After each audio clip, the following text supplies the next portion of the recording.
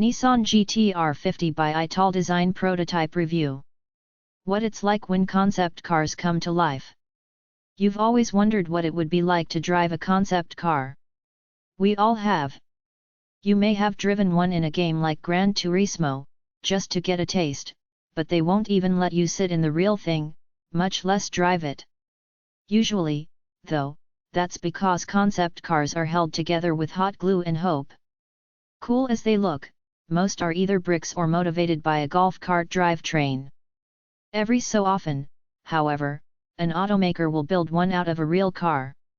This is one of those. The Nissan GT-R50 by Italdesign began life as a 600 HP GT-R Nismo, and unlike other concept cars I've driven, it hasn't been electronically limited to 20 miles per hour. This thing isn't just a runner, it has run up the hill at Goodwood. It could do that because Italdesign, a legendary design studio and coach builder, didn't just hang a bunch of new body panels on it with double-sided tape. No, Italdesign engineered Nissan's concept for limited production, and it looks like that'll be just what will happen. What's happened already is clearer. Italdesign, celebrating its 50th anniversary, reached out to Nissan, which is about to celebrate the GT-R's 50th anniversary, at the Geneva Motor Show and proposed a little joint birthday present. Nissan accepted and sketched up this car from the future, and Italdesign made it a reality. After a publicity tour at Goodwood and Pebble Beach, Nissan reached out to us and offered a drive. How could we say no? The build sheet alone is enough to get our attention. The all-new custom body with an active rear wing and 2.1 inches taken out of the roof draw you into a driver-focused interior made mostly of carbon fiber.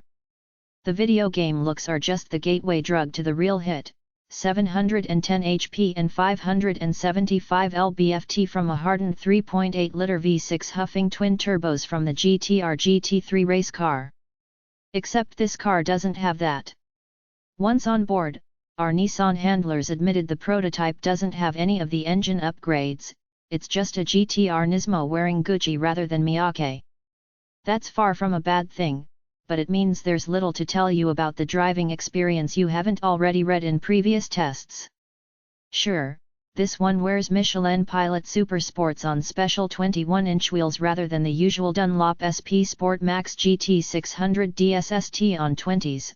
But the Nissan people didn't really want me to push their multimillion-dollar prototype hard enough to see how much difference that makes. We didn't notice much of a difference in the ride from the revised Bilstein adjustable dampers, either. The one real difference in driving the GT-R50 is the outward visibility, or lack thereof.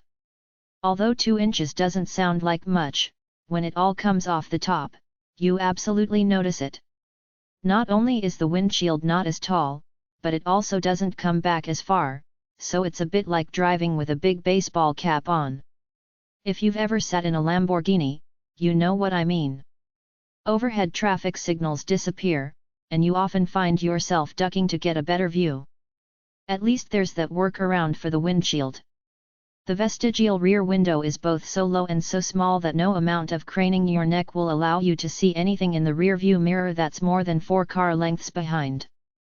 Despite that, the driver deployable rear wing was disabled for our drive because it would completely block what little rearward visibility we had. It's activated solely by a switch, not speed. But honestly, who cares?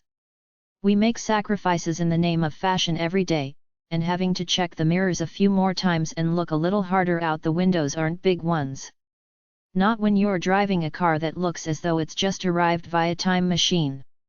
I seem to be in the minority on this, but I think the GT-R50 looks stunning, all sharp creases and low roof and rocket booster tail lights.